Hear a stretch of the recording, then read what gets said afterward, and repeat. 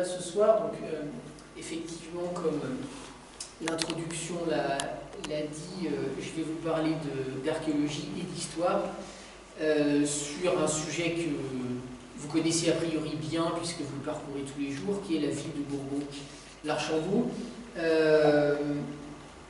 Je ne vais pas être, je n'ai pas évidemment conscience de ne pas être pionnier dans l'étude de Bourbon. Hein. Il y a certains érudits locaux, Achille Allier et d'autres, certains historiens qui se sont déjà penchés sur le site.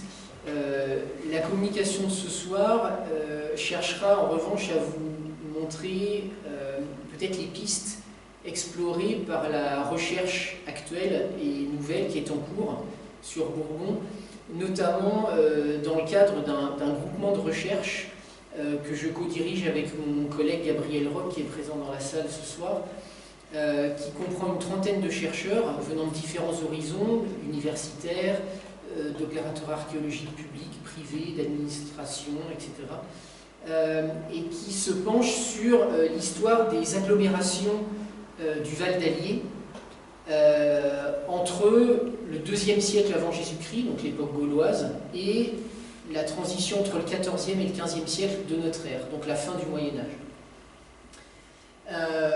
Sur un territoire que je vous ai représenté sur cette carte-ci, donc vous avez l'Allier qui coule au centre, et la zone saumon représente le territoire que nous nous sommes donné comme cadre d'étude, entre au sud le bec de Dore, déjà dans le Puy-de-Dôme, et puis au nord le bec d'Allier, à l'endroit où l'Allier rejoint la Loire. Donc on s'est pris une bande d'à peu près 20 à 25 km de part et d'autre de l'Allier, dans cette dernière partie, ce dernier quart de l'Allier qu'on appelle en géographie l'Allier des plaines, et pour voir comment évolue sur le temps long, donc entre les Gaulois et la fin du Moyen-Âge, divers sites d'agglomération du Bourbonnais, à l'intérieur de cette bande. On s'est donné comme objectif de regarder prioritairement des agglomérations qui ont été durables, donc qui ont été occupées au moins pendant 2 des 3 époques qui sont concernées par la chronologie qu'on s'est choisie, donc soit des agglomérations gauloises qui ont perduré sous les Romains, soit des agglomérations gallo-romaines qui ont perduré pendant le Moyen-Âge, éventuellement jusqu'à nos jours. Voire, coup de chance, des agglomérations qui auraient perduré depuis les Gaulois jusqu'à la fin du Moyen-Âge. Ça existe aussi. Et dans ce groupement de recherche, on essaye de croiser les méthodes et les thématiques de recherche pour pouvoir éclairer de la façon la plus complète possible ces sites d'agglomération. Alors, un point sur le vocabulaire, on parle d'agglomération parce qu'on a volontairement mis hors de notre étude tout ce qui est point d'occupation isolé, c'est-à-dire tout ce qui est ferme rurale isolée, tout ce qui est villa gallo-romaine, qui a priori n'est pas vraiment dans un bâti urbain, tout ce qui est hameau, etc. Et donc on va se concentrer vraiment sur ce qu'on pourrait appeler des villes, alors petites ou grandes.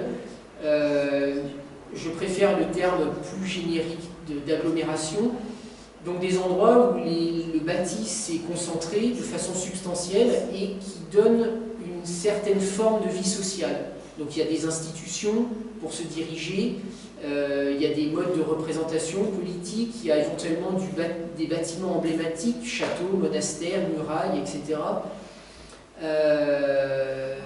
Et toute une série une diversité sociale qui fait qu'on n'est pas dans un fonctionnement purement rural. On a déjà un fonctionnement de type urbain. Voilà. Ce qui pose certaines questions. Et donc, on cherche à croiser les regards et les méthodes pour essayer d'éclairer de la façon la plus complète possible ces sites d'agglomération. Donc déjà, l'agglomération en elle-même, comment elle fonctionne sur le temps long, c'est-à-dire comment les gens habitent, comment est-ce qu'ils occupent et ils aménagent leur espace de vie, mais aussi ce qui se passe autour, c'est-à-dire le terroir immédiat, donc la banlieue proche de l'agglomération, le terroir rural qui est immédiatement aux portes de l'habitat urbain, mais de façon plus large aussi, la relation aussi au cours d'eau et notamment à l'Allier. C'est pour ça qu'on s'est concentré sur cette bande qui est le long de la rivière Allier, parce qu'on aimerait voir justement comment ces différentes villes fonctionnent par rapport au cours d'eau, par rapport à la rivière Allier, notamment tout ce qui est commerce, transport sur l'Allier, mais aussi fonctionnent en réseau de villes autour de l'Allier. L'Allier, vous le savez, comme toute rivière et comme tout axe de communication, a quand même joué un rôle politique et territorial assez important, notamment en étant alternativement autant un élément de frontière, quelquefois entre des diocèses, entre des peuples gaulois, entre des cités romaines, mais aussi comme un axe de communication et donc de pénétration des marchandises et des idées, des styles artistiques, etc., entre l'Auvergne et le bassin parisien, mais plus largement entre la France du Sud et la France du Nord. C'est ce qu'on appelle au Moyen-Âge la voie régordane, c'est la voie des gorges, qui suit notamment en partie l'Allier pour aller... Alors, le chemin le plus connu, c'est celui qui va de Lyon à Paris pour desservir toutes les foires commerciales de la fin du Moyen-Âge, mais ça a servi aussi à répandre toute une série de choses, notamment une implantation politique. Sous Charlemagne, la dynastie des Carolingiens se sert beaucoup de cette voie régordane pour diffuser l'art et son implantation politique le long des axes de l'Auvergne. On a aussi l'art gothique ou roman royal qui descend de la région parisienne vers le sud de la France, aussi à travers ces voies transversales qui parcourent le pays. Et l'Allier fait partie de ces voies-là. Donc vous voyez qu'on a toute une série de problématiques qui se croisent autour de ces sites. Et donc, parmi ces sites, on a évidemment votre ville, Bourbon-l'Archambault, qui est un des sites qu'on a choisi d'étudier depuis le début du PCR. Notre groupement de recherche fonctionne depuis 2019. On est dans la 4e année. Et donc, la conférence de ce soir va servir à exposer un petit peu l'ensemble des nouveaux résultats et j'espère des choses un petit peu surprenantes pour vous qu'on a pu mettre sur pied et découvrir au cours de ces 4 années de recherche. Le travail est encore en cours, donc ça ne sera pas des conclusions définitives, mais j'espère au moins vous montrer toutes les pistes de recherche qui sont en cours. Sur cette carte, c'est un type de document qu'on utilise beaucoup en tant qu'archéologue, c'est ce qu'on appelle la carte archéologique, qui est maintenue par les services de l'État et qui, à l'échelle de chaque commune, fait une sorte de synthèse de l'ensemble des évidences archéologiques qui ont été trouvées sur la commune. Alors ici, sur cette carte, n'ont été groupées que les choses relatives au Moyen-Âge et à l'Antiquité, avec en rouge notamment les voies antiques, les voies romaines qui parcourent le territoire. Vous avez évidemment la voie nord-sud qui traverse encore aujourd'hui sous la forme de la rue principale de Bourbon, qui traverse le site, mais vous avez aussi les voies latérales, et en noir, ce sont les voies anciennes, normalement un peu plus tardives que l'Antiquité, donc potentiellement des routes du Moyen-Âge ou de l'époque moderne, donc après le XVIe siècle, dont on a des traces et qui parcourent le territoire. Sont aussi marqués avec les triangles bleus les bâtiments essentiels. Je ne vais pas m'appesantir dessus, mais le château, évidemment, les 2 églises de Saint-Germain et de Saint-Georges, avec une localisation approximative pour celle de Saint-Germain. Ici, le prieuré de Vernouillet, de l'autre côté de Bourbon, qui est encore conservé par le lieu-dit actuel du Petit Vernouillet. Qu'est-ce que j'ai pu oublier? Et puis quelques découvertes un peu à l'extérieur de l'agglomération qui nous intéresseront moins, puisque le propos de ce soir sera vraiment centré sur l'habitat groupé.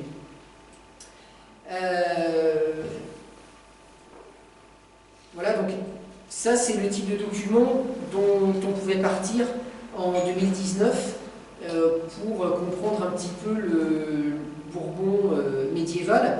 On part aussi d'écrits anciens, notamment Achille Allier, hein, dont on a ici l'impression du texte concernant précisément Bourbon-l'Archambault, qui passe assez vite sur le Moyen-Âge, il faut le dire, puisque son discours se structure autour d'une idée principale qui est le château ducal a été, après les Romains, le point pionnier d'occupation du relief rocheux, et c'est grâce à la magnificence et à la puissance des ducs que des gens sont venus se regrouper au pied du château, ont constitué la ville médiévale à laquelle le duc et ses descendants ont donné des libertés, des franchises, et ont donné toute une série de droits de commerce qui ont comment dire, développé le site et lui ont donné une certaine prospérité. On a, comme je vous le disais juste avant, le prieuré Saint-Georges, qui lui est une sorte de point concurrent politique. C'est un prieuré clunisien dont on date mal l'installation, mais a priori au XIe, XIIe siècle, il est déjà constitué, a priori reconstruit en pierre par les Clunisiens, qui ont peut-être là pris la suite d'une église antérieure ou d'une implantation antérieure. Cette hypothèse se basant notamment sur le fait que, archéologiquement, il y a eu un petit sondage le long de Saint-Georges où des traces romaines, notamment de céramique brûlée, de briques et de constructions, ont été trouvées. On a du mal à qualifier ces constructions romaines, on ne sait pas si c'est de l'habitat, si c'est un four d'artisans, notamment de potiers ou de briquetiers, ou si on est sur une structure un petit peu plus importante, et si le prieuré des Clunisiens, au Moyen-Âge, vient prendre la suite potentiellement d'une première église, ou alors s'il vient sur un terrain qui a été totalement abandonné depuis longtemps. Saint-Germain, on a très très peu d'éléments à son propos, notamment du fait qu'elle a été détruite au tout début de l'époque contemporaine. Le château, il en reste une bonne partie, mais toute une partie a disparu. Et pour ce qui est des chemins anciens, donc ça s'appuie notamment sur la bibliographie ancienne, notamment le livre de Lucien Fanot, que vous connaissez peut-être, qui a été édité dans les années 60, sur les chemins anciens du Bourbonnais, et qui dispose de très très peu de vestiges archéologiques vraiment attestés pour prouver l'existence et le tracé des voies romaines, mais il s'appuie beaucoup sur des micro-reliefs, des endroits où on dit qu'il y a eu des gros pavés, des endroits où on a des parties, enfin des légers reliefs rectilignes qui traversent les champs, des alignements de routes, des toponymes. Il s'appuie beaucoup sur les noms de lieux, les lieux-dits, quand on a le camp de César, quand on a des toponymes évoquant un petit peu des chemins anciens comme ça, pour poser l'hypothèse qu'une voie romaine passe à cet endroit. Autant vous dire qu'il y a sans doute beaucoup de choses à reprendre et à critiquer sur ses hypothèses, même si son travail était novateur à l'époque.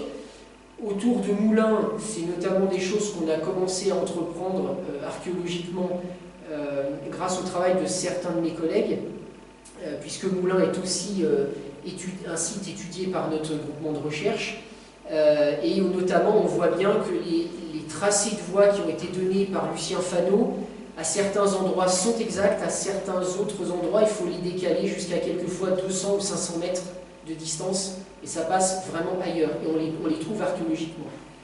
Donc voilà, ça sert de base de compréhension du site, mais on ne doit pas prendre pour l'instant comme argent comptant tout ce qui éventuellement est connu jusque-là. Bon, je ne m'appesantis pas sur le plan de Bourbon-l'Archambault, que pour la plupart du public vous connaissez déjà. Juste pour ceux qui éventuellement auraient du mal à se repérer, donc on a l'étang, le château qui est dans cette zone-ci, le bourg ancien qui en gros couvre toute la partie où je passe la souris, avec une excroissance qui pose question sur le relief ouest, à savoir le quartier de Villefranche, très légèrement excentré, et qui est de l'autre côté des Thermes.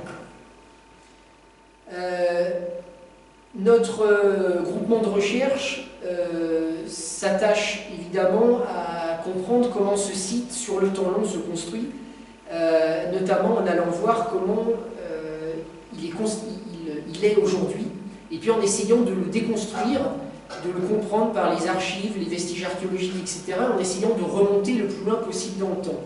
C'est ce qu'on appelle en science la méthode régressive, c'est-à-dire qu'on ne part pas du plus ancien pour aller vers le plus récent, on part au contraire de ce qu'on connaît le mieux, de ce qu'on a sous la main et sous les yeux chaque jour, de ce qu'on peut arpenter en allant dans les rues, en partant des documents les plus récents, et puis on va essayer de progressivement de comparer tout ça, les maisons, les archives, les trouvailles archéologiques, avec les documents anciens, et en essayant de déconstruire comme ça pour remonter le plus loin possible dans le temps, en essayant de rester le plus logique possible. Juste un rappel sur les sondages qui ont eu lieu dans la première décennie des années 2000 sous l'égide du service archéologique du département dont je fais partie. C'était Laurent Camerini à l'époque qui a fait des sondages dans le château. Donc il en avait placé 5 qui sont positionnés en noir ici sur le plan de gauche, qui lui a permis, sur le plan de droite, de reconstituer en rouge le système de fortification et des tours qui a largement disparu dans le paysage actuel. Mais également de retrouver une partie de la Sainte-Chapelle, et puis, chose plus étonnante mais plus intéressante pour nous, des traces des aménagements antérieurs au château du XIIe siècle. Et c'est notamment ce qui est mis ici en photo, qui provient du sondage numéro 3, qui est pointé ici par la flèche. Ce sont, vous le voyez dans la partie droite de la photo, à côté du mur, en fait des trous de poteaux qui sont plus ou moins grands, plus ou moins alignés, et qui ont été datés par Laurent Camerini du haut Moyen-Âge, c'est-à-dire cette période qui est avant l'an 1000, et qui concerne les 2 grandes dynasties dont on a commencé à parler en introduction, les Mérovingiens, donc en gros Clovis, et les Carolingiens, en gros Charlemagne. Ici, le mobilier recueilli pendant la fouille a été très compliqué à interpréter et à dater. On serait sur des trous de poteaux qui pourraient être reliés au 8e siècle après Jésus-Christ. Donc, entre 700 et 800 de notre ère, ce qui est juste avant l'avènement de Charlemagne, enfin qui pourrait le conserver éventuellement. Mais surtout, la chose importante, c'est que ça laisse augurer du fait qu'avant le château, sur le relief rocheux, on a une implantation qu'on a du mal à qualifier pour l'instant. On ne sait pas si c'est de l'habitat, si c'est de l'artisanat. En tout cas, il y a des poteaux assez grands, assez gros, qui laissent penser qu'on a un bâti qui est loin d'être anecdotique. On a potentiellement un gros bâti, alors peut-être en plusieurs corps de bâtiments. Le sondage est trop réduit pour qu'on puisse être certain de ce point de vue-là, mais voilà. En tout cas, cette fouille-là de 2012-2013 posait déjà ce nouvel élément qu'avant le château du Cal, on a une implantation sur la partie rocheuse qui se place entre l'Antiquité et l'an 1000. Alors l'Antiquité de Bourbon, effectivement, elle est surtout connue à cause des thermes, des bassins dont certains éléments ont été gardés dans la ville, et puis de certaines trouvailles dans la ville ou autour, d'éléments de mobilier, de parties de mosaïques antiques. Mais dès qu'on doit essayer de dessiner ce qu'est l'agglomération antique, on a beaucoup de problèmes pour Bourbon parce qu'on n'a pas d'habitat antique attesté. À part les quelques chemins dont je vous ai parlé tout à l'heure, les quelques voies antiques, les axes même de la ville, on est incapable de les fixer dans le plan. Donc cet élément-là nous permet peut-être au moins de caler certaines choses, d'autant plus que dans ses sondages, lui, n'a pas trouvé d'éléments antiques en dessous. Donc potentiellement l'hypothèse se fait jour que ces bâtiments à trous de poteaux sont peut-être venus sur un relief rocheux qui avait été sans doute délaissé par les Romains, et qui est occupé de façon préférentielle dans cette première partie du Moyen-Âge, à un moment où habituellement on dit qu'il y a plutôt des crises, de l'insécurité, bon, des choses sur lesquelles l'histoire est en train de revenir depuis un certain temps, mais en tout cas une période pendant laquelle on a cherché à occuper certains reliefs pour mettre en place des sites de protection qui sont vraiment les ancêtres des châteaux forts tels qu'on les connaît avec l'an 1000. Alors, toujours en archéologie, comment dire, prendre des pincettes quand on affirme des choses, puisque, vous le voyez sur le plan, les sondages sont très très petits, c'est des surfaces très réduites, et donc forcément la validité de ce qu'on peut dire à partir des sondages est elle-même réduite, puisqu'on n'a jamais pu explorer une large surface de Bourbon. Alors, le groupement de recherche, je vous l'ai dit, nous, on essaye de croiser les regards, on essaye d'appliquer une méthode régressive en partant du plus connu pour déconstruire et remonter dans le temps. Parmi les différentes pistes et les différents regards qu'on essaye de conjuguer, il y en a trois principaux. Il y a d'une part l'architecture et l'archéologie, je les mets ensemble, c'est-à-dire tout ce qui est vestiges architecturaux, soit qu'on voit encore en élévation, donc les maisons, les bâtiments actuels, soit qu'on va trouver en fouilles, et en tout cas qu'on peut photographier, dessiner actuellement, sur lesquels on va pouvoir faire des prélèvements, etc., qu'on peut vraiment étudier de façon finale. On a les archives écrites, on le verra un peu plus loin. On a les plans anciens de la ville, alors notamment tout ce qui est cadastre ancien. Vous avez dans toutes les communes l'existence de ce qu'on appelle un cadastre napoléonien, c'est-à-dire avant le cadastre actuel, lancé par Napoléon Ier. Il y a eu une première entreprise de cadastration générale du territoire français et toutes les communes ont été couvertes. Je vous en montrerai des exemples tout à l'heure. Voilà les trois pistes principales. Et évidemment, étudier les bâtiments, ça nécessite de les connaître, de les visiter, d'arpenter la ville pour voir un petit peu ce qui est conservé aujourd'hui, avec un système de notices et de fiches tel que je le projette ici, qui est fait sur tous les bâtiments qu'on a pu visiter. Alors, pour l'instant, les visites, elles ont été uniquement extérieures depuis le domaine public, c'est-à-dire en parcourant les villes et en regardant les façades et les extérieurs.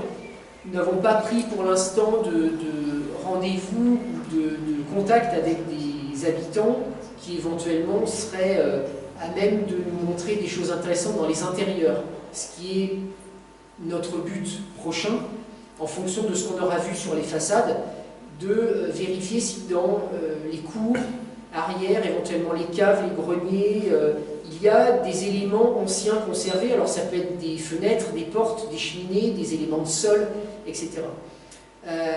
Donc ce que je vais vous présenter en partie ce soir, ne soyez pas étonnés, ça sera que des photos prises depuis les rues, sur des parties extérieures, puisque pour l'instant l'exploration possible des intérieurs n'a pas encore commencé.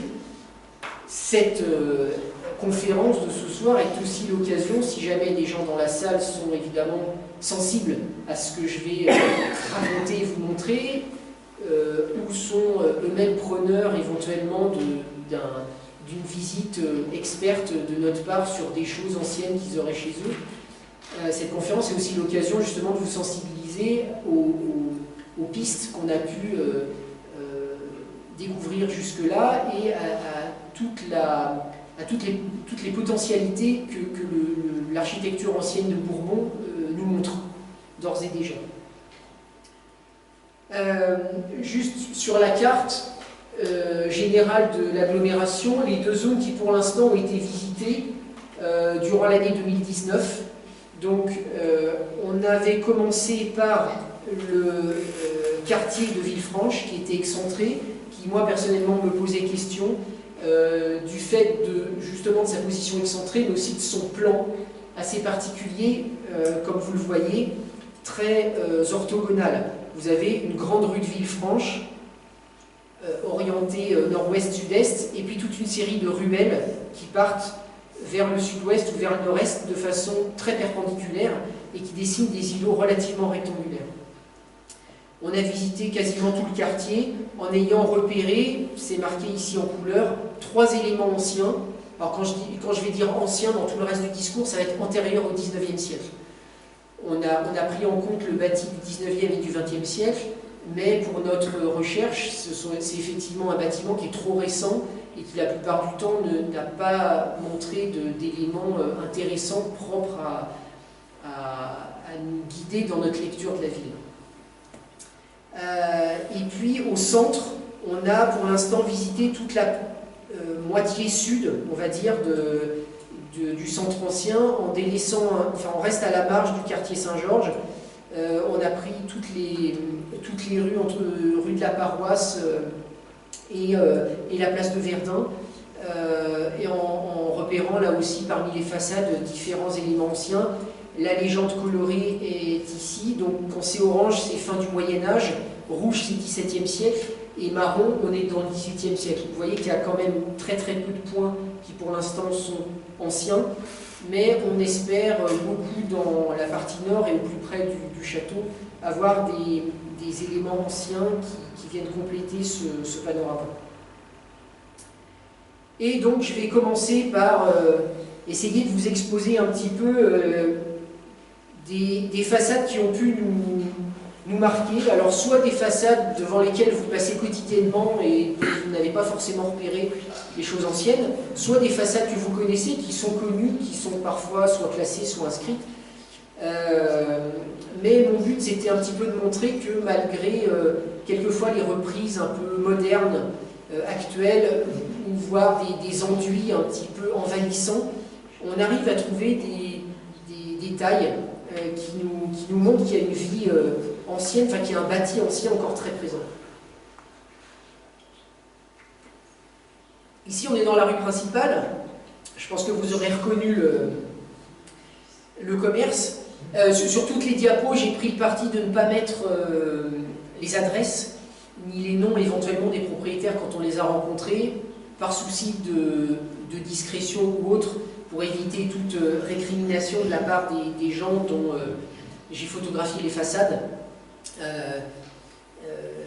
afin que ça soit le plus reconnaissable et le plus neutre possible. Ici, dans ce commerce dont les étages ont été beaucoup repris avec une surélévation 20e siècle qui tranche un peu sur le style du reste, on a au premier étage des fenêtres du XVIIIe siècle qui se voient par l'emploi de ces arcs très surbaissés et puis cette espèce de feuillure extérieure qui sert à loger le volet.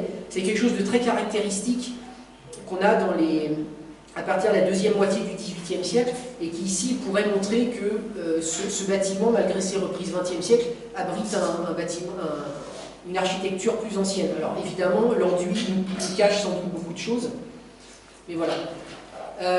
Pareillement, ici on est dans le quartier de Villefranche, une maison que vous aurez peut-être reconnue, qui a une façade très reprise au XXe siècle, mais dès qu'on passe sur la façade latérale, qui est ici à gauche en haut, on a des ouvertures un petit peu plus anciennes, et puis notamment une ancienne ouverture de cave, qui, avec l'emploi de cet arc, pourrait se rattacher elle aussi, au XVIIIe siècle. Comme je vous l'ai dit tout à l'heure, toutes les maisons qui sont présentées, je n'ai pu rentrer dans aucune, donc évidemment l'expertise que je vous montre depuis l'extérieur, elle est partielle, et donc ça nécessiterait, pour bien faire le travail, éventuellement de pouvoir croiser ça avec ce qu'on voit à l'intérieur, pour vérifier si ce type d'ouverture est bien 18e siècle, ou au contraire plus récent, ou plus ancien, ou si c'est éventuellement un remploi. On n'est pas à l'abri, quand on a des éléments comme ça isolés, dont on ne peut pas juger de la construction, on n'est pas à l'abri que ça soit des réemplois de baies anciennes par les constructeurs du 19e et du 20e siècle, soit pour faire bien, soit parce que c'était la porte ou la fenêtre de la maison qu'ils ont détruite et à la place de laquelle ils ont construit leur nouvelle demeure, etc. etc. Donc voilà, on marche quand même sur des œufs, on a des indices, mais on ne peut pas prendre tout pour argent comptant. Pareil, ici on revient dans le centre de Bourbon, au fond d'une cour, un bâtiment avec un garage repris avec une poutre poutres métalliques qui ne payent pas forcément de mine, mais qui, au premier étage, montrent le reste d'une fenêtre de la fin du Moyen-Âge, avec cette moulure caractéristique du chanfrein, c'est-à-dire que l'angle normal de la pierre a été abattu à 45 degrés sur tout le pourtour de la fenêtre, et donc on a quelque chose alors qui est difficilement datable.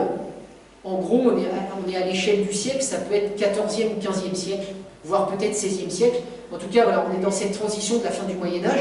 Ce qui est intéressant, c'est quand on va dans la petite ruelle de côté, qui ne paye pas de mine, elle non plus, dans le mur pignon de ce bâtiment, on a là encore des réemplois qui sont assez intéressants. Une pierre chanfreinée, qui peut être liée à une autre ouverture semblable à celle que je vous ai montrée avant, mais aussi une pierre sculptée ici, avec des décors, avec une double gorge, qui pourrait provenir alors soit peut-être une cheminée, ou alors d'un élément d'une niche, d'une console décorée, qui était à l'intérieur de la maison, là qui a été complètement cassée et réemployée en tant que vulgaire moellon dans le mur. Donc, vous voyez, à partir d'un simple garage, on voit qu'il y a une sorte de bruit de fond, entre guillemets, de la fin du Moyen-Âge qui surnage.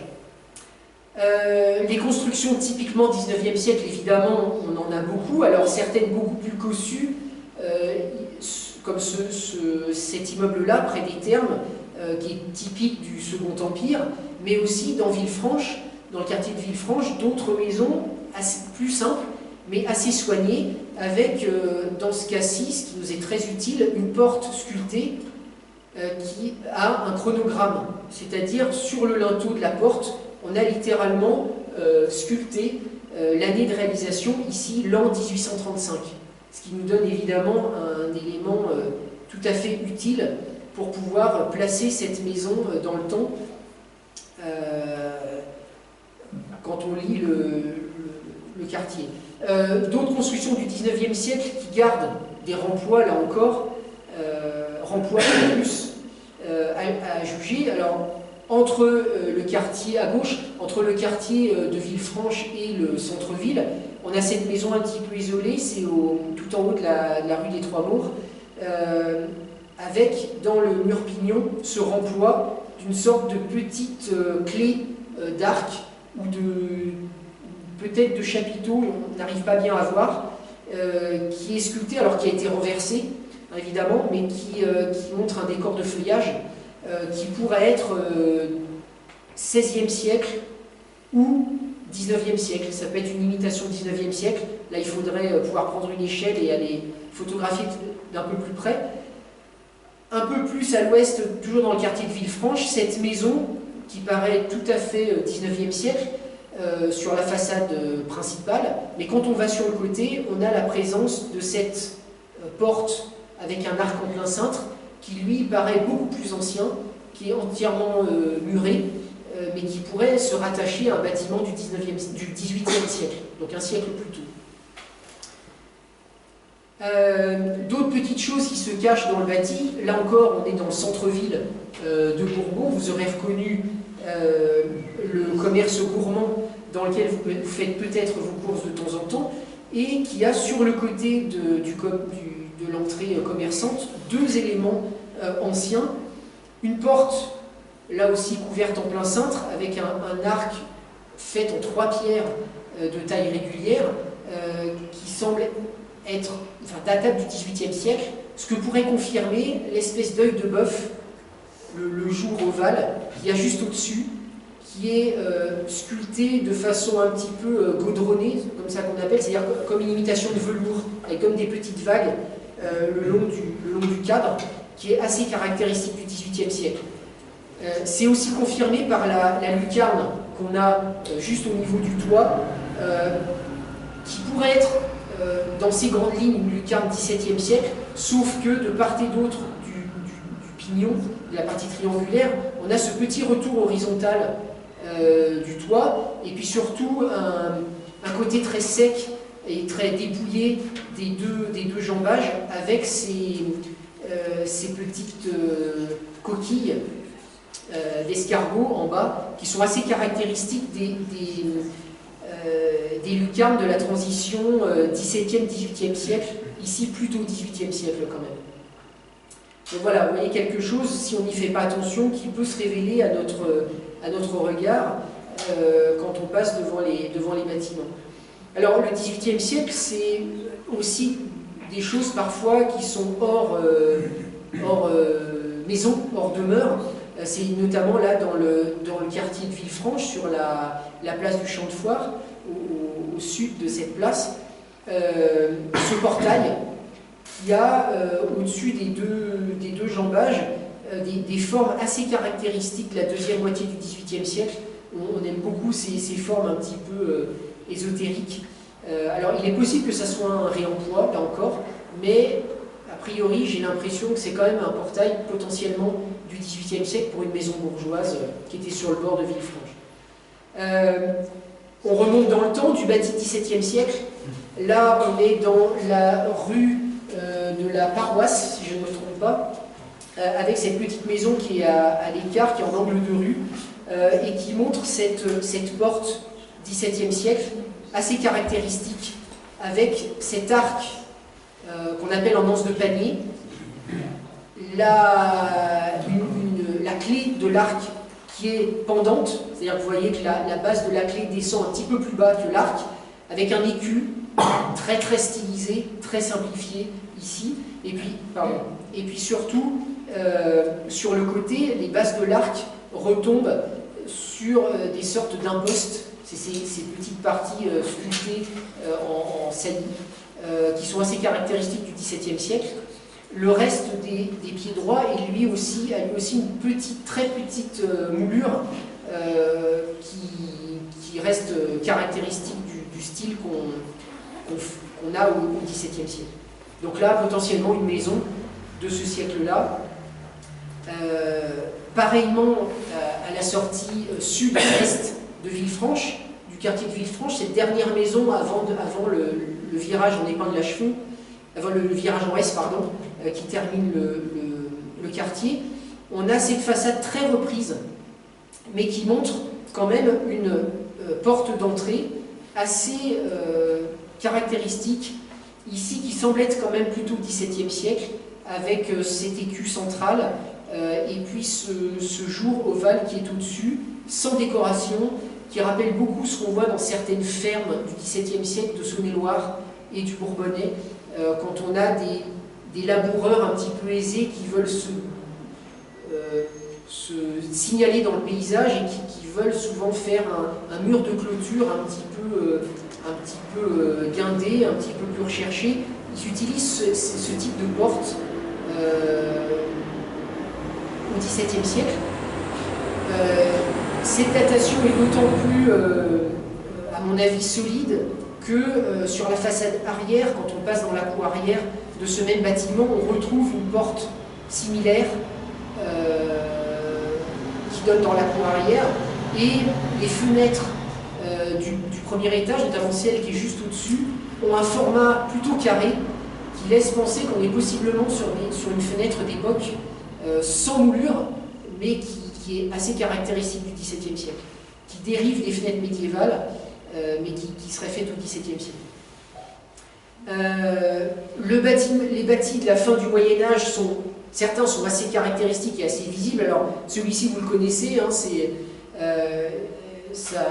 en 2019, ça abritait un cabinet dentaire, je pense que c'est toujours le cas, sur la place des Trois Puits, avec cette grande façade qui conserve encore des éléments de la fin du Moyen-Âge. Alors, c'est notamment sur la partie gauche, ces anciennes fenêtres très larges et très hautes de la fin du Moyen-Âge qu'on appelle des croisées, pour une raison simple, c'est qu'on avait normalement deux barres de pierre, l'une verticale et l'autre horizontale, qui divisaient la fenêtre en 4 registres. On en regarde encore la trace dans le fait qu'ici, vous voyez sur le linteau, au milieu du linteau, la moulure est encore interrompue par le départ de la partie verticale de la pierre, qu'on appelle le meneau, qui divisait la fenêtre en question. Et puis, au premier étage, on a une autre croisée qui, elle, a des moulures assez caractéristiques de la fin du XVe siècle, que j'ai ici en partie basse de la photo, On a aussi au deuxième étage un jour carré pour l'escalier central qui est lui parfaitement caractéristique avec une petite moulure sur son encadrement qui est non pas en forme de chanfrein, donc l'angle n'est pas abattu à 45 degrés, mais il est creusé en forme de gorge. Donc c'est une sorte de quart de rond, mais en vide, inversé, voilà. Et avec un appui saillant, mouluré, là encore, qui est très caractéristique, qui a un contour très caractéristique de la fin du XVe siècle. Donc une façade qu'on n'a aucun mal à dater, d'autant plus qu'il y a des ajouts ensuite XVIIIe siècle, notamment avec ces fenêtres dont on a déjà vu le type tout à l'heure, qui ont ces espèces d'arcs surbaissés caractéristiques et qui là donc, sont des percements ultérieurs qui sont venus, qui sont des réaménagements dans la façade. Sur le côté en face de la même place, on a l'hôtel des Trois Puits qui lui aussi, bon, je pense que c'est clair pour tout le monde, recèle en façade beaucoup d'éléments de la fin du Moyen-Âge. Alors notamment, je vous ai mis en détail l'une des fenêtres la plus caractéristique du premier étage, là encore qui était une ancienne croisée, puisqu'on voit qu'à la base, au milieu pardon, du linteau, on a le départ, là encore, de cette pièce verticale, normalement de pierre, qui divise la fenêtre, et qu'on a des restes un petit peu abîmés par la figure du volet, qui a été retaillée après, mais on a des restes de moulures médiévales, ici, sur la partie intérieure de la fenêtre. Ici, pareil, ce n'est pas un chanfrein, c'est une gorge, donc c'est cet angle de la pierre qui a été abattu en forme de canal, sur tout le pourtour de la fenêtre, qui est assez caractéristique là encore. Et puis si on va sur le côté de la même maison, on voit qu'on a un autre élément caractéristique, la tour d'escalier qui a sur le côté une fenêtre chanfreinée, cette petite fenêtre carrée dont l'ensemble des angles des pierres ont été sculptés à 45 degrés. Et puis sur le côté du bâtiment, je pense que tout le monde le connaît, ce reste de baie, enfin d'ouverture, avec cette sculpture d'un animal, on a un peu du mal à identifier, que certains qualifient de singe, d'autres de chat, a priori plutôt un quadrupède, qui est sur le côté d'un jambage de porte moulurée, qui faisait partie d'une maison qui continuait vers l'ouest, vers le nord-ouest, l'hôtel, la façade de l'hôtel. Quand on regarde en détail, c'est ici les sculptures de cette partie-là, ici on a juste la base de l'animal, on voit très bien ce profil très caractéristique de la fin du Moyen-Âge, avec des parties en gorge, vous voyez ces creusements en demi-cercle, et puis des demi-gorges, on pourrait dire, à côté de sculptures un petit peu plus complexes, où on a des formes comment dire, qui émergent vers l'extérieur de façon un petit peu pointue. C'est ce qu'on appelle un tore à listelle en moulure, et qui est vraiment caractéristique de la deuxième moitié du XVe siècle. Donc là, on n'a aucun problème sur ces deux parcelles-là à retrouver des maisons de la fin du Moyen-Âge. D'autres maisons que vous connaissez sans doute aussi, qui elles aussi montrent énormément d'éléments de la fin du XVe et du XVIe siècle, ou du début du XVIe siècle, pardon. À gauche, cette maison qui a notamment une porte sculptée, encore surélevée à la mode du Moyen-Âge par 2 ou 3 marches d'escalier, et puis qui a en moulure toujours cette gorge, ce canal qui creuse l'angle de la pierre, et puis cette petite pyramide qui vient finir la moulure et qui là aussi est très caractéristique. La maison d'à côté, qui elle, si jamais vous passez devant, ma photo était trop mauvaise, mais allez le voir en direct, c'est d'autant plus beau. Sous la corniche du toit, elle aussi est très moulurée et montre exactement les mêmes moulures que la porte surmontée par le singe que je vous montrais juste avant, en beaucoup plus développée. Et elle a surtout au premier étage une ancienne croisée qui elle aussi a des moulures tout à fait caractéristiques. Alors là on est plus vers l'extrême fin du XVe et le début du XVIe siècle, avec ces petites baguettes qui se croisent dans les angles. J'espère que vous voyez bien sur la photo. Vous me dites si c'est pas assez net ou assez zoomé. Hein. ces petites baguettes qui se croisent dans les angles et qui sont absolument caractéristiques de la moulure qu'on fait vraiment entre 1480 et 1525. Ici, dans une petite rue, on est derrière la rue des Orfèvres, une petite maison en renfoncement avec une cour intérieure où on a de façon caractéristique une tour d'escalier légèrement déportée sur l'extérieur, légèrement dégagée, avec là encore comme ouverture caractéristique de la fin du XVe siècle ces petits jours carrés qui sont décorés d'une moulure en canal et d'autres en simple chanfrein.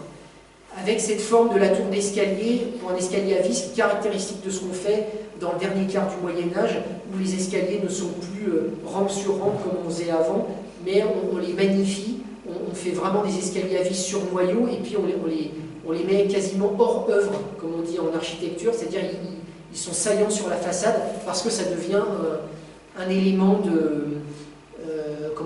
d'affichage de la richesse. Alors, du bâti de la fin du Moyen-Âge, mais qui se cache, cette fois-ci, qui est un petit peu moins visible. Là, on est toujours dans la rue de la Paroisse, une porte d'entrée qui a été très refaite au XIXe siècle, sur sa partie haute, mais qui, quand on regarde les pierres, en fait, du jambage de gauche, en partie basse, en fait, sont constituées de pierres de la fin du Moyen-Âge, là encore. C'est une sculpture en canal, comme je vous montrais juste avant, et avec une sorte de fin en forme de cuillère qui vient terminer ce canal et faire la jonction avec l'arête, avec l'angle droit de la base de la pierre. Ça, c'est très caractéristique, là encore, on est sur des choses qui sont faites, qui sont sculptées pendant tout le XVe siècle. Des choses qui se cachent encore dans cet ancien hôtel qui était en travaux quand j'y suis passé en 2019, je n'ai pas eu l'occasion d'y passer depuis, je ne sais pas si les travaux sont terminés. Une façade qui était très refaite au 19e, peut-être 19e, 20e siècle, mais qui à certains endroits montre des éléments anciens. Alors c'est notamment autour du porche d'entrée principale, dans cette petite rue, on a, vous le voyez, une partie en chanfrein qui se voit. Malgré l'enduction et malgré la peinture, on voit cette sorte d'angle coupé qui se lit sous l'enduit.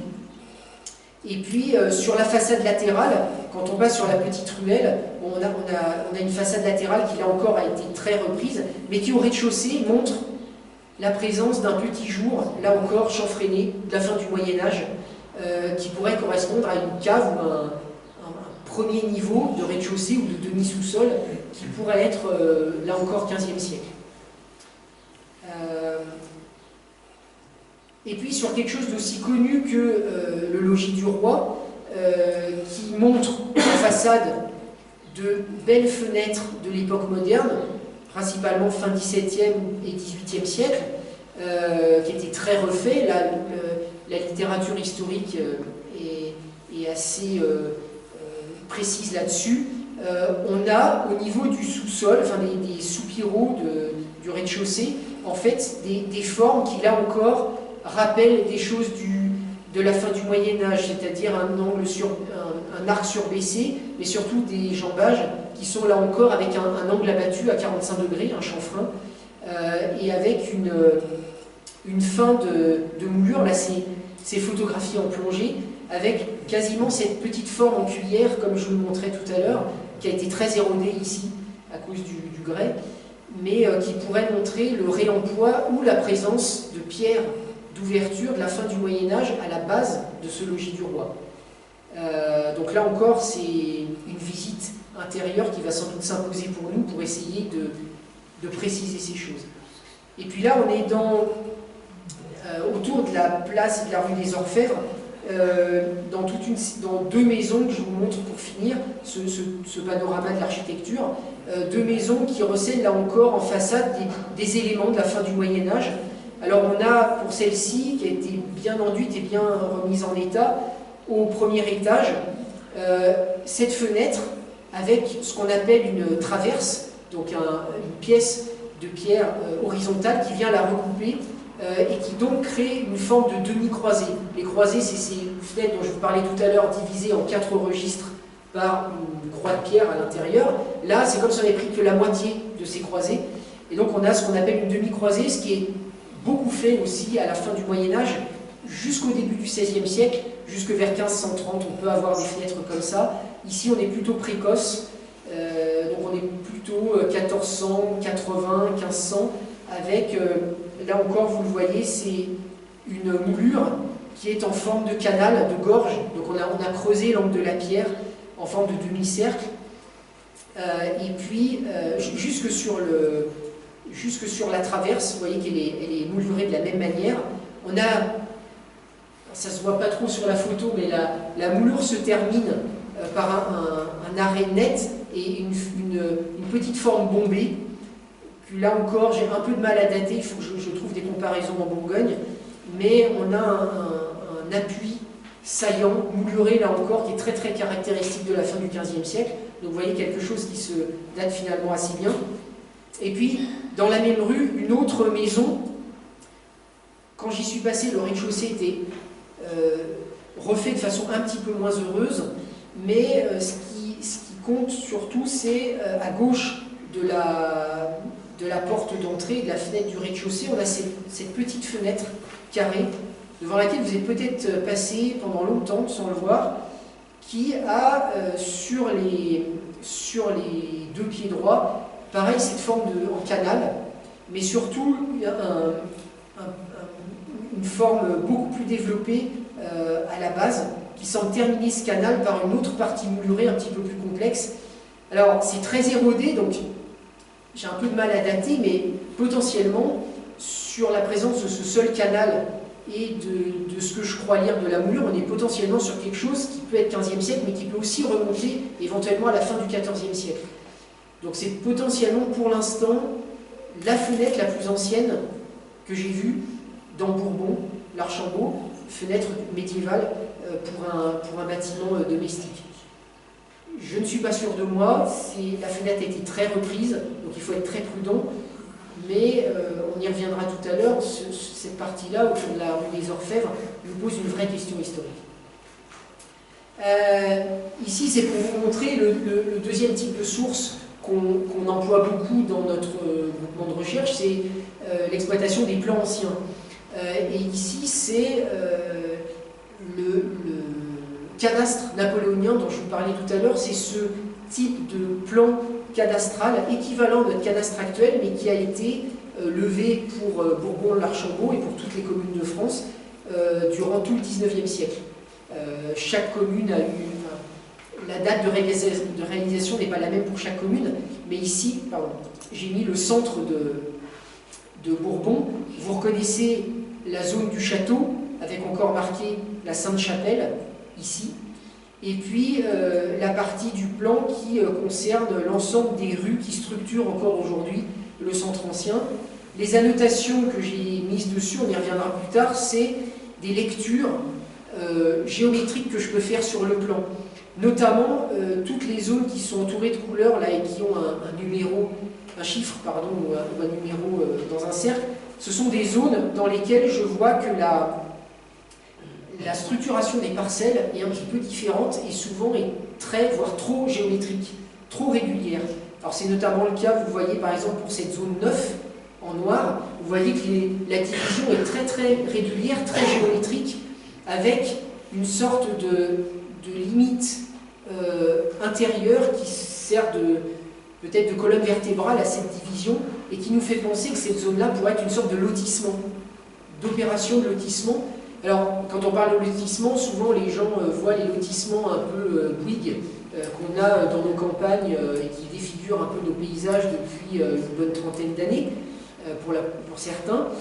D'autres sont bien réalisés, mais les lotissements, c'est une pratique très ancienne. En fait, les villes antiques, quand il s'agit de découper de façon autoritaire l'espace, procèdent aussi à des opérations de lotissement. On définit des parcelles, la plupart du temps régulières, et puis on les donne aux plus offrants ou par un système de partage égalitaire. Le Moyen-Âge n'est pas en reste, il fait lui aussi opérations de lotissement. L'époque moderne, 16e, 17e, 18e siècle, procède aussi à des opérations de lotissement, notamment quand on a des destructions massives dans les villes. Alors vous avez un gros exemple en France qui est la ville de Caen, qui est quasiment totalement ravagée par un incendie au XVIIe siècle, vous me pardonnerez de ne plus connaître la date exacte, et qui est entièrement reconstruite, du moins son centre, par un architecte du roi, à la transition 17e-18e siècle sous forme de lotissement. La quasi-totalité des îlots de Caen ne respectent plus le tracé des voies médiévales, mais suivent un nouveau découpage géométrique quasiment rectangulaire qui se répète, et on a des lotissements qui s'étagent comme ça d'îlot en îlot et qui sont vendus, enfin dont les parcelles sont vendues au plus offrant. Donc c'est quelque chose qu'on essaye de chercher quand on regarde les plans anciens, si on a des zones comme ça un petit peu géométriques qui nous servent de guide dans la lecture. Ici c'est le cas, je pense, pour la plupart des zones que j'ai entourées de couleurs et auprès desquelles j'ai mis un numéro. On va y revenir tout à l'heure, mais sur ce plan on lit aussi d'autres choses, alors notamment cette espèce de pointillé bleu qui parcourt le plan, auprès duquel j'ai mis la lettre A, qu'on suit ici sous ma souris, et qui pourrait éventuellement se continuer ici, à l'ouest de Saint-Georges. C'est tout un alignement de limites parcellaires qui dessine quand même une sorte de tracé sinueux sur toute la longueur de l'agglomération, et qui laisse à penser que ça a pu fossiliser alors soit un tracé de cours d'eau, on n'est pas à l'abri que la Burge ait pu varier de cours au cours de l'Antiquité, du Moyen-Âge, et ait laissé ici une sorte de bras mort, de paléochenal, comme on dit en morphologie. Mais ça peut aussi être une ancienne route ou un ancien cheminement serpentant sur le côté est de l'agglomération et venant traverser Saint-Georges pour se continuer en direction de Solin et des hauteurs sud-ouest. D'autres choses similaires, c'est par exemple ici ce pointillé rouge marqué en H. Là aussi, on a plusieurs limites parcellaires qui se poursuivent les unes les autres, et on est dans la prolongation d'une petite rivière qui est ici marquée en bleu. On est dans un lieu-dit qui s'appelle Sept-Fonts, a priori les Sept Fontaines, et donc il est possible qu'on ait ici pareillement la trace fossilisée de la continuation du cours d'eau qui venait jusque, le hasard fait bien les choses, vers la place des Trois Puits et vers la zone des Thermes. Je pense qu'il n'y a pas beaucoup de questions à se poser sur la nature de cette limite-là. Une limite un peu différente en revanche, c'est celle qu'on a ici en violet, avec la lettre G, qui est autour de cette partie de la rue de la Malicorne, et qui pourrait être éventuellement une limite soit d'un quartier de culture, soit d'un domaine qu'on a pu éventuellement délimiter à un moment donné, avec une forme de délimitation assez stricte qui est restée dans le paysage jusqu'au XIXe siècle. Autre chose qu'on regarde souvent dans les plans et qui nous attire à l'œil, c'est quand on a des séries assez rectilignes et assez géométriques, mais non pas sur des surfaces, mais des alignements. C'est ici ce que j'ai noté avec ces pointillés B, C, D, E et F en vert. Dans le quartier de Saint-Georges, vous voyez qu'on a toute une série de limites parcellaires qui sont assez droites, pardon, ma souris passe un peu à côté, qui sont assez droites, soit au fond de rue, soit au fond des bâtiments, autour du prieuré, du monastère, et qui laissent à penser qu'il y a peut-être eu, là encore, une forme de contrainte dans le plan de ce quartier-là, et qu'on a peut-être appelé un géomètre pour tracer de façon autoritaire et très très géométrique les alignements et les limites parcellaires de ce quartier-là. Dans l'historique, je vous ai parlé tout à l'heure de ce prieuré monastique qui pouvait être une sorte de second pôle politique, un peu un pendant au pôle politique du château. Vous le verrez tout à l'heure dans ce que je dirais sur les archives, on se pose beaucoup de questions sur la nature exacte de ce qu'il y avait autour du monastère et du prieuré de Saint-Georges et sur la zone qui le séparait du reste de l'agglomération et notamment de l'habitat qui était au pied du château. Donc ici, de voir qu'il y a une forme de tracé un peu autoritaire du plan nous laisse à penser qu'il y a eu sans doute une forme de réaménagement, sans doute fait en une seule fois, et peut-être tardif. Ça ressemble beaucoup au type de tracé qu'on a au XVIIIe siècle, sous l'égide de l'administration des ponts et chaussées, où on commence à faire des opérations de réalignement dans les villes, parce que les rues, sur différents siècles, sur plusieurs siècles d'évolution, sont devenues un petit peu plus étroites, un petit peu plus serpentantes, un petit peu plus encombrées, et que les chariots, les véhicules de la poste, les véhicules commerciaux circulent de moins en moins bien. Et la plupart du temps, au XVIIIe siècle, on a dans certains quartiers des réalignements autoritaires des façades, mais aussi de toute une série de zones de faubourg ou de zones semi-urbaines, semi-rurales, qu'on reconstruit de façon autoritaire, un peu à la Panzerdivision, et on fait ça très très droit pour que les circulations soient simplifiées. Et sur ces plans anciens, évidemment, à la suite de ce que je vous ai montré tout à l'heure, on peut reporter les datations des bâtiments anciens qu'on a visités depuis les rues et dont je vous ai montré des photos de façade.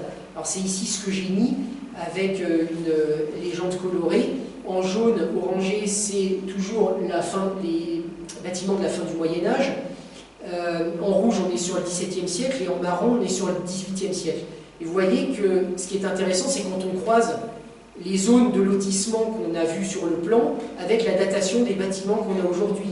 Et qu'on peut se poser la question de la datation ancienne de certaines opérations de lotissement. C'est notamment le cas ici au centre, cette unité 13 autour de la rue actuelle des Orfèvres, où on a cette forme assez particulière de lotissement en forme d'amande, de fuseau, entre deux rues très étroites, et où on a les deux maisons que je vous ai montrées en dernier, avec la demi-croisée du XVe siècle et la fenêtre potentiellement du XIVe siècle. C'est un heureux hasard parce que cette forme-là de lotissement en forme de fuseau entre deux rues étroites, et c'est beaucoup ce qu'on voit à la fin du Moyen-Âge quand on lotit d'anciennes places de marché qui ne sont plus utilisées. Ici, le fait qu'on soit entre deux places, à un endroit où vous le voyez, les deux rues qui bordent l'îlot sont toutes les deux un petit peu courbes, laisse penser qu'on a à l'endroit où je promène ma souris une ancienne place qui a été occupée tardivement par cet îlot. Et potentiellement du coup par une opération de lotissement qui aurait pu se réaliser dès le XIVe ou le XVe siècle, puisqu'on a en place des maisons 14e, 15e siècle dans cet îlot-là actuellement. Est-ce que vous suivez le raisonnement? Je suis assez clair. Et on peut faire le même raisonnement sur d'autres types de lotissements. Alors c'est ici le cas au nord-est de la place des Trois Puits. La grosse marque jaune qui est ici, c'est le cabinet dentaire avec les façades, avec les fenêtres 15e siècle dont je vous ai parlé tout à l'heure, et aussi d'autres maisons en arrière qui apparaissent de la même époque. Et ainsi de suite. Donc vous voyez qu'on commence déjà à pouvoir lire un petit peu plus finement la façon dont le tissu urbain, dont les îlots se mettent en place en fonction des époques. La dernière type de source qu'on utilise dans le groupement de recherche, ce sont les archives, et notamment un type de source assez particulier qu'on appelle les terriers, dont je vous ai mis deux exemples ici, avec à gauche, ici, le terrier du XVe siècle, c'est celui de 1472, et à droite, un terrier de la fin du XVIIe siècle. Il est de 1678-1680. Les terriers, en quoi ça consiste? Ce sont d'énormes registres seigneuriaux qui sont un peu l'équivalent de nos matrices cadastrales actuelles, c'est-à-dire qu'un seigneur va demander à toutes les personnes qui ont des biens en son nom de venir se déclarer devant notaire en disant « Moi, je m'appelle monsieur untel, je possède une maison située à tel endroit pour lequel je dois payer tel impôt pour le seigneur. Puis, je possède un jardin que le seigneur lui aussi m'a octroyé pour tel impôt, qui est à tel endroit, et puis je possède une vigne qui est à l'extérieur de Bourbon, etc., etc. Et chacun va déclarer sous différents articles tous les biens qu'il possède. Alors là où c'est intéressant, c'est que ce type de registre, en fait, il structure les données et surtout, il les met en série.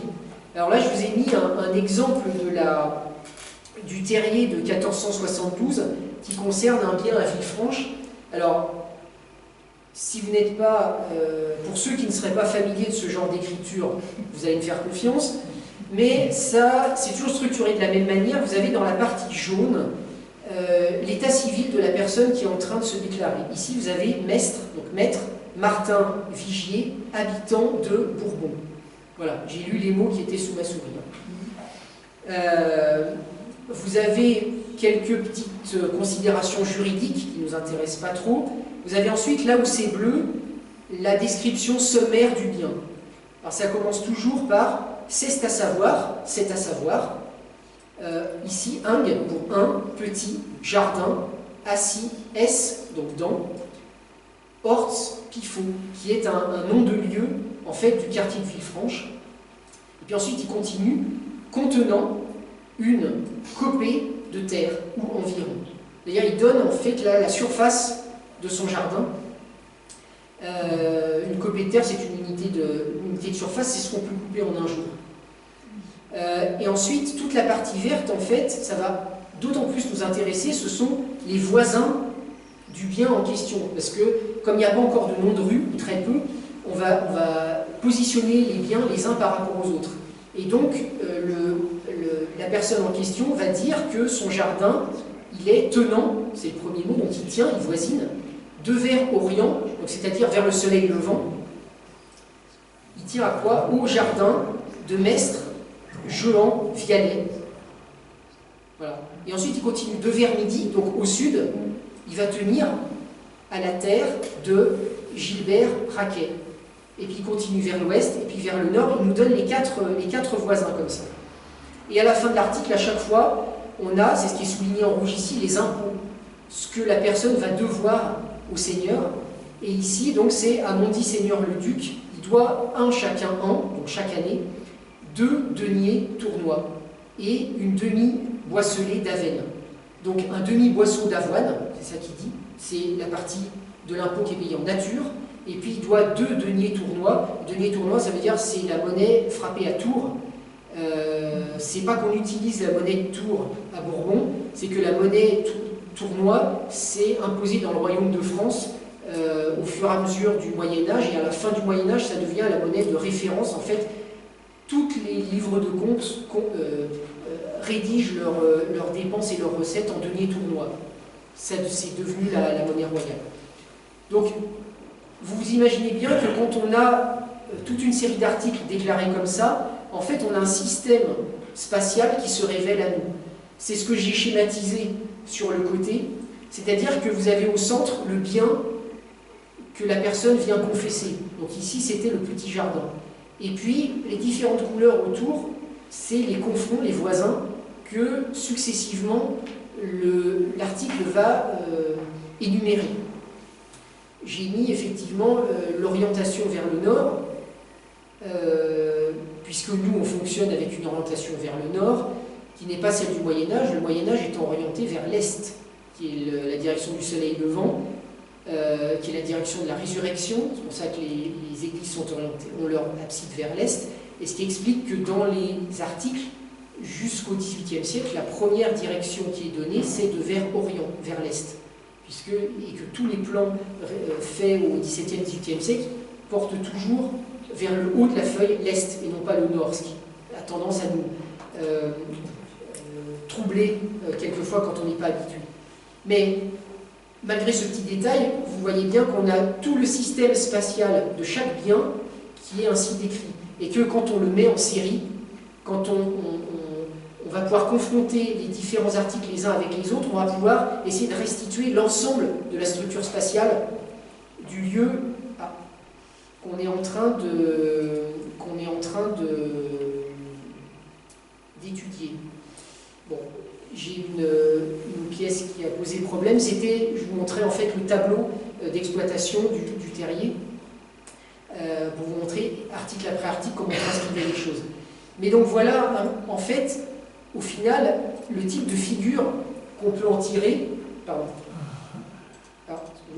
c'est par exemple pour Villefranche, en 1472, la structure de l'espace telle qu'on peut la restituer.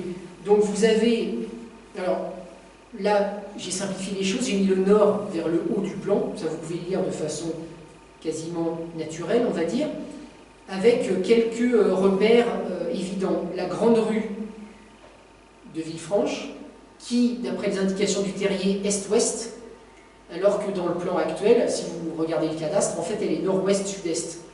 Mais les directions du Moyen-Âge se fondant sur le soleil levant qui se lève légèrement au sud-est, en fait la rue est déclarée par les habitants et par le greffier comme étant est-ouest.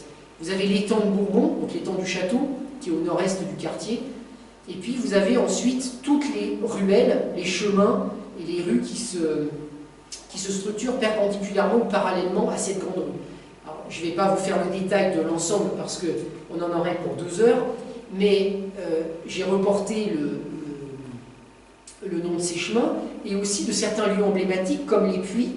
Alors ici vous avez le puits de Villefranche qui est au nord de la grande rue, vous avez un autre puits, le puits de la rue ici, vous avez une grande place commune des bêtes qui est aussi dite le chaume du lieu de Villefranche où on tient le marché des bêtes. C'est assez explicite, ce qui correspond assez bien quand on reprend le plan de Villefranche aujourd'hui à la place du champ de foire qu'on a effectivement au sud-ouest de la grande rue de Villefranche.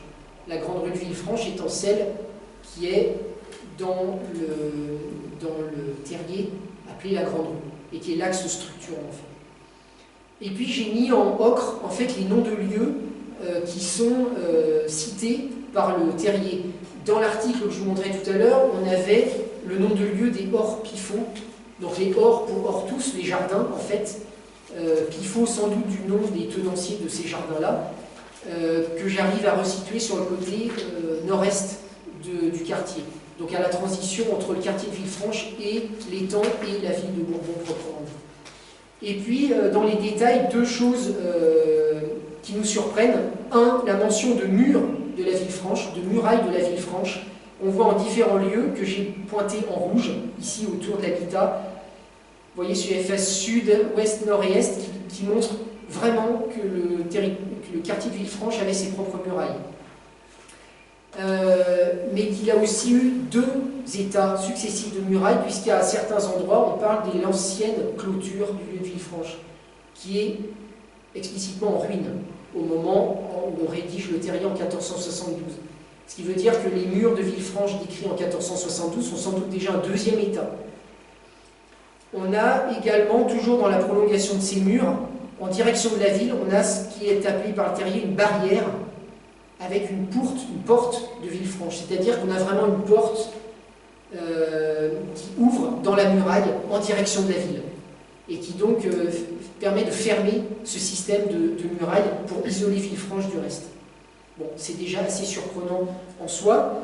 Quand on passe, je vous l'ai dit, on a un second terrier en 1492. J'ai laissé une indication erronée, donc vous ne tenez pas compte de la légende, qui est un petit peu plus développée. On retrouve les mêmes axes structurants de la grande rue et des chemins perpendiculaires. Les murs de Villefranche sont encore un petit peu mentionnés, ici en rouge, mais très très peu. Est-ce qu'ils ont déjà en partie disparu 20 ans plus tard, ils sont déjà un peu en ruine, ou alors le hasard du terrier font qu'aucun bien n'est vraiment voisin de toutes les faces de la muraille, c'est possible. On a certains toponymes qui sont conservés, d'autres qui ont un peu bougé. Les hors-pifots se sont déplacés apparemment légèrement hors de la muraille. On a des chaumes qui apparaissent. On a toujours la chaume du lieu où se tient le marché des bêtes, où l'on vend sans doute les bêtes à cornes. On a toujours la barrière à l'est avec la porte qui sert de transition avec la ville. Et puis, on a à l'ouest une croix de Villefranche, dont je vous reparlerai tout à l'heure, qui est assez intéressante. Je vous en reparle tout de suite, puisque pendant les visites de Villefranche, dans une des maisons, on a vu depuis la rue l'existence d'une croix, enfin on est presque à un calvaire, qui est quand même assez caractéristique de ce qu'on fait au tout début de l'époque moderne, peut-être 16e siècle, et qui est placé, vous voyez ici, à l'extrémité ouest de Villefranche, c'est le point orange que j'ai mis, ce qui correspond tout à fait à la position de la croix de Villefranche qu'on met qui est mentionné dans le terrier, tel que je vous le mettais ici. Voilà. Donc on est possiblement sur un élément bâti qu'on arrive à mettre en lien avec ce que les archives nous indiquent. Et puis, au XVIe siècle, les deux terriers dont je vous ai parlé ne concernent que le quartier de Villefranche. Malheureusement, on n'a rien sur la ville de Bourbon. Mais on peut le faire avec les terriers beaucoup plus tardifs, ceux de la fin du XVIIe siècle, 1678-1681, qui eux nous donnent toute une série d'articles dans le cœur de Villefranche. Alors, j'ai essayé de reconstituer l'ensemble de la structure de Villefranche. C'est là encore assez structurel et assez schématique, pour une raison simple. Comme vous le comprenez, la façon dont on décrit les biens rend les choses schématiques, puisqu'on va décrire 4 voisins et seulement 4 pour chaque bien. Ce qui fait que quand vous avez une parcelle qui n'est pas strictement rectangulaire, mais qui a un peu des enclaves dans les autres parcelles, qui pénètrent dans les autres parcelles, qui n'est pas strictement quadrangulaire, eh ben, le notaire va avoir du mal à décrire l'ensemble des voisins et va simplifier les choses. Deuxième raison pour laquelle c'est simplifié, c'est que le terrier du XVIIe siècle ne décrit pas l'ensemble de la ville. Il y a beaucoup de trous dans la raquette, beaucoup de parcelles ne sont pas décrites. Pour une raison simple, je pense, c'est qu'une partie des parcelles échappait déjà à la seigneurie du duc. C'est-à-dire que dans une ville, on peut avoir plusieurs seigneurs qui se partagent l'espace et on peut avoir des parcelles qui échappent totalement aux seigneuries, qui sont ce qu'on appelle des alleux, qui sont des libres propriétés. Alors normalement, ça a disparu à la fin du Moyen-Âge. Donc oui, à la fin du XVIIe siècle, je ne m'explique pas vraiment les nombreux trous qu'on a dans les descriptions, mais bon, ça permet quand même de pointer certaines choses. Alors notamment parmi les lieux les plus connus, on a les halles de Bourbon, on a les bains de Bourbon qui sont décrits avec certains axes qui relient les deux, des ruisseaux, ce qui est évident, ruisseau des bains notamment, qui relie les bains aux halles et puis qui va sortir au nord de la ville.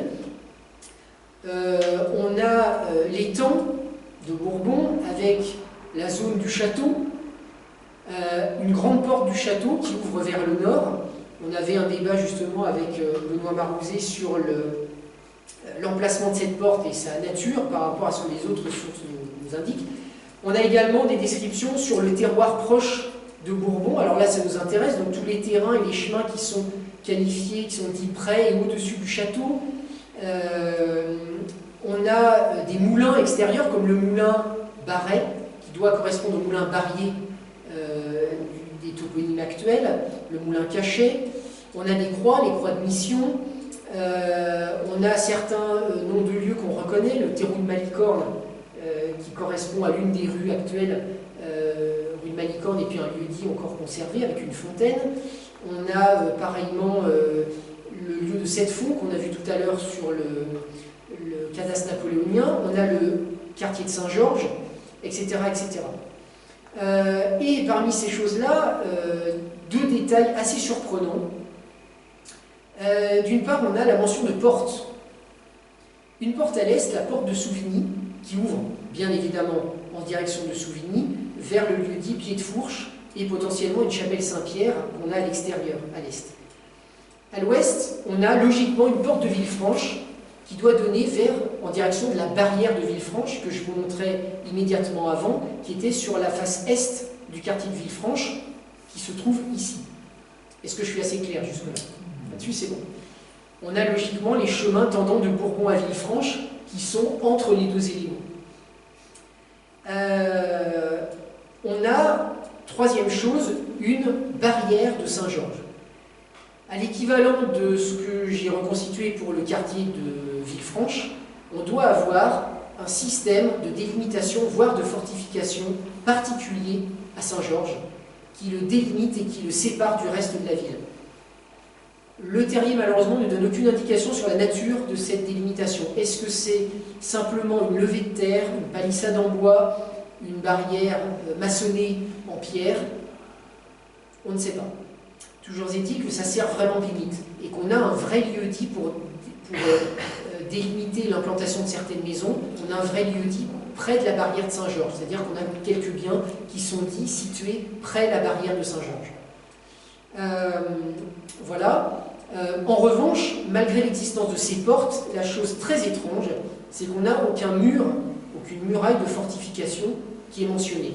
La seule chose relevant un peu de fortification qu'on a, c'est sur la partie ouest de la ville, on a des fossés à un endroit. Quand on va parler de la chaussée de l'Étang, qui est liée au moulin de Bourbon, donc c'est un nom de rue qui existe toujours actuellement, la rue de l'Étang, on est dans cette partie-là. On a des fossés qui sont mentionnés, que j'ai figuré ici, à l'ouest, sur le flanc ouest de Bourbon, qui pose la question quand même de défense.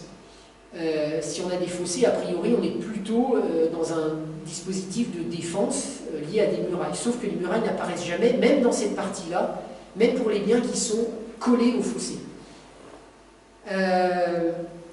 Ce qui revient à dire que on pourrait poser l'hypothèse, et j'en suis de plus en plus convaincu, que la ville de Bourbon n'a pas été, malgré ce qu'en dit René Germain, une ville fermée par des murailles, mais est restée de tout temps une ville ouverte.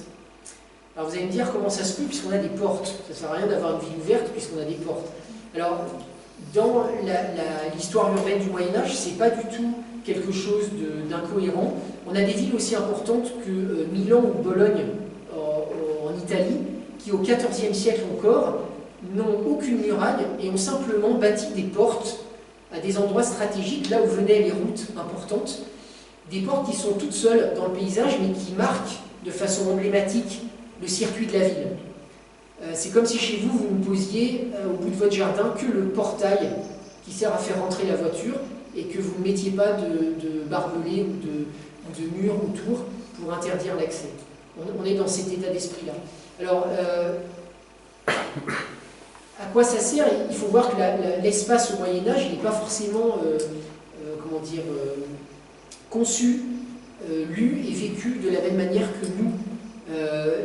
Sur Bourbon, vous avez la puissance politique du château, vous avez la présence de ses portes, et vous avez surtout sur le pourtour de la ville des hauteurs, alors notamment le relief qui accueille le quartier de Villefranche, mais aussi de l'autre côté Saint-Georges, Solnain, etc. Vous avez toute une série de reliefs qui remontent, sur lesquels, à mon avis, il aurait été très simple de positionner potentiellement des postes de guet ou des habitats satellites qui servent de sentinelles et qui peuvent prévenir en avance si jamais on a éventuellement une invasion ou des avancées d'ennemis. C'est peut-être le sens de la barrière et de la muraille qui cernait Villefranche, sur le flanc ouest de la ville. C'est peut-être la raison d'être aussi de la barrière de Saint-Georges, autour du quartier de Saint-Georges, qui est un peu sur les hauteurs et sur le flanc sud-est de la ville. Le terrier ne détaille pas d'autres systèmes de défense ou de délimitation autour de la ville, mais on peut éventuellement soupçonner qu'il y a eu d'autres postes, éventuellement, de défense avancée ou de guet. Ce qui est sûr, en tout cas, c'est qu'au-delà des portes en question, on a une délimitation franche de ce que, pour les gens du XVIIe siècle, de ce qui constitue la ville de Bourbon. C'est ce que j'ai mis en trait noir, ici, en point trait noir, sur tout le pourtour, c'est-à-dire qu'on a clairement des zones pour lesquelles les biens sont dits dans la ville de Bourbon et des biens à l'extérieur de cette ligne pour lesquels on ne dit plus qu'ils sont en la ville de Bourbon. Et donc clairement, hors de cette ligne, on est dans des territoires qui sont considérés comme ne faisant plus partie de la ville et donc normalement ne disposant plus des libertés féodales dont les habitants de la ville jouissaient. Alors, j'ai parlé il y a quelques minutes de René Germain, qui a été un grand historien local, qui a travaillé justement sur ces questions de ville, de liberté, de muraille, etc. Lui, justement, avait une position tout à fait différente de la nôtre sur Moulins, et lui certifiait que Moulins avait des fortifications. Alors, je crois avoir compris pour quelles raisons il y a méprise. c'est que les exemples qu'il cite, en fait, il parle d'archives qui citent les murailles de la dite ville. Et en fait, les exemples qu'il cite sont tous issus du terrier, des 2 terriers de la fin du XVe siècle, qui ne concernent que Villefranche. C'est les terriers dont je vous ai parlé tout à l'heure et qui me servent à reconstituer le quartier de Villefranche. Et dans les faits, si je reviens en arrière, quand on regarde la façon dont le terrier parle des murs de Villefranche, en fait, soit il dit les murs de Villefranche, soit il dit les murs de ladite Villefranche. Et quelquefois, le franche disparaît, et ça devient les murs de ladite ville. Mais on est toujours, quand on vérifie l'emplacement des biens, en fait, on est toujours sur les bordures du quartier de Villefranche, et ça concerne toujours Villefranche. Donc je pense que ce que René Germain a pris comme étant des mentions de fortification de la ville, sous-entendu de Bourbon, sont en fait des fortifications et des murs de la dite ville, sous-entendu franche, tel qu'on le dit à la fin du XVe siècle. Et en fait, quand on relit correctement les terriers, nulle part on a de mention de murs, de murailles, ou de ruines de murs qui viendraient délimiter la ville, malgré l'existence des 2 portes dont je vous parlais tout à l'heure, la porte de Villefranche à l'ouest et la porte de Souvigny.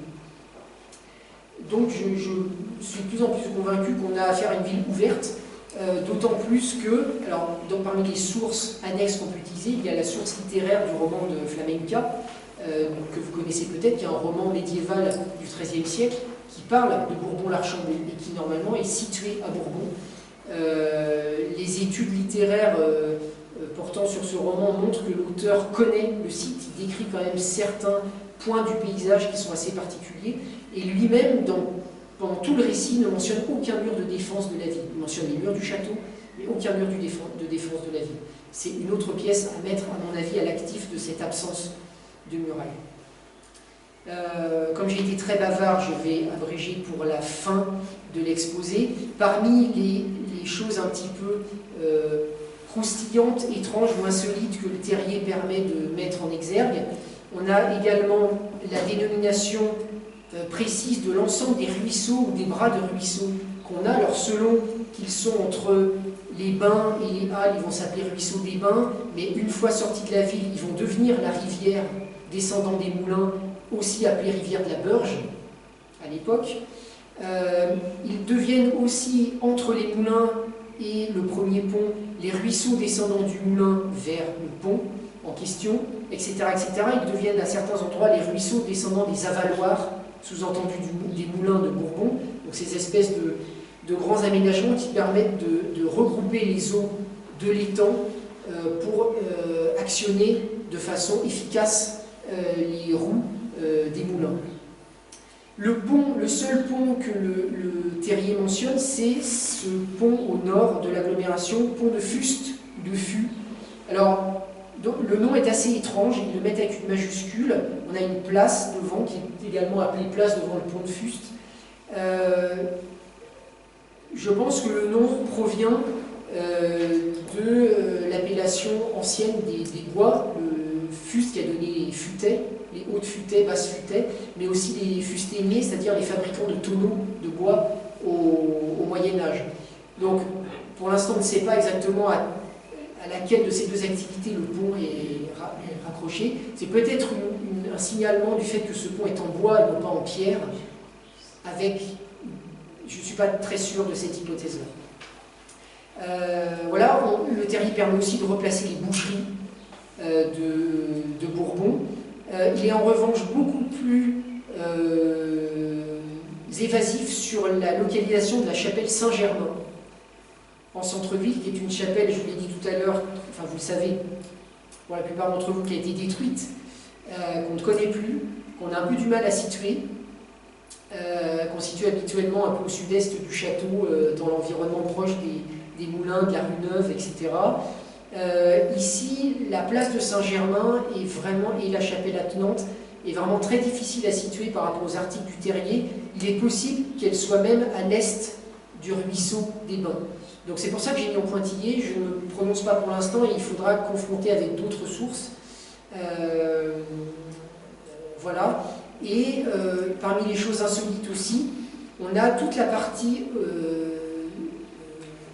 terroir placé immédiatement au nord de Bourbon, au sortir du château, qui est ici en bas de l'écran, notamment toute cette partie qui est appelée sous le toponyme de Crochelier ou Crosselier.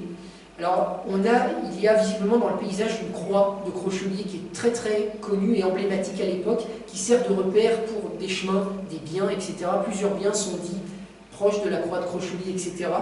Qui servent de repère pour délimiter ce qu'on appelle un faubourg de Burges. Donc on doit avoir quelques maisons égrenées le long de la rivière et qui constituent un premier faubourg hors de la ville, au nord-est de la ville, sur les pentes de la Burge. Et puis ça sert aussi de repère pour implanter dans le paysage, enfin resituer un autre toponyme qui a donné un peu de fil à retordre, celui de Creulsouche, à côté de la Garenne des Salles et près d'une perrière commune, c'est-à-dire une carrière de pierre commune. Alors on a une perrière qui est encore mentionnée dans les plans anciens, derrière les tours du château et dans ces rues qui aujourd'hui partent du château pour aller vers Franchesse, Saint-Plaisir, etc. Ce qui est intéressant, c'est qu'ici le toponyme de Creulsouche, il est vraiment situé au nord du château, à l'ouest de la rivière de la Burge, alors que déjà au XIXe siècle et sur les cartes d'état-major, le Gros de Souche est un toponyme qui lui est situé à l'est de la rivière. On pourrait avoir ici un cas assez rare de déplacement de toponyme, peut-être parce que le domaine rural qui auparavant était à Creulsouche a été déplacé, les propriétaires se sont déplacés de l'autre côté de la rivière, ou que la Burge a eu à certains moments des mouvements. J'ai du mal à le croire parce qu'elle est quand même canalisée entre deux moulins, donc je pense qu'elle a dû avoir le même tracé sur plusieurs siècles. Donc là on a un cas de déplacement de toponyme assez étrange. Voilà, je vous ai déjà fait le détail, donc je ne m'apesantis pas. Ici, juste pour revenir sur les lectures de plans anciens dont je vous parlais tout à l'heure, avec dans les lignes qui ont été lues sur le bord est de l'agglomération, cette ligne G dont je vous parlais tout à l'heure, qui pourrait être la délimitation du terroux de Malicorne, dont le terrier parle sur le flanc est de la ville. Ici, on est le long de la rue de Malicorne, on a une limite assez nette dans les parcelles, un petit bâti, et le terroux dans le terrier, visiblement, a un sens qui oscille entre le micro-terroir et le domaine. C'est-à-dire qu'à certains moments, on a vraiment un terroux de Saint-Georges qui semble être l'équivalent, le synonyme du domaine de Saint-Georges, qui est un vrai domaine d'un laboureur déjà assez aisé. Et en appui de ce que je disais tout à l'heure, vous voyez que le plan, en fait, ne montre aucun alignement particulier dans les parcelles qui pourrait montrer une implantation de murailles autour de la ville, autour de l'agglomération de Bourbon. Ni sur son flanc ouest, où la découpe des parcelles est quand même assez quadrangulaire et assez rayonnante, ni sur le flanc est, où, je vous l'ai dit, il y a cette ligne bleue, ce chemin ou ce cours d'eau qui semble serpenter, mais qui ne se raccorde pas bien à un éventuel tracé de ligne de fortification. Et on n'a aucune autre ligne qui marque vraiment la position qu'auraient pu avoir des tours de défense, ou des murs de défense, voire des fossés de défense, qui viendraient emprisonner et souligner la ville. Donc je pense vraiment qu'à l'appui du terrier, de ce que le plan montre et de ce que les vestiges actuels nous enseignent, je pense vraiment qu'on peut poser sérieusement l'hypothèse d'une ville médiévale qui est restée sans mur de défense et sans délimitation, sauf pour ses quartiers excentrés, Villefranche, qui a son propre mur et sa propre barrière, et Saint-Georges, notamment, qui a sa propre barrière et possiblement ses propres levées de terre ou ses propres palissades.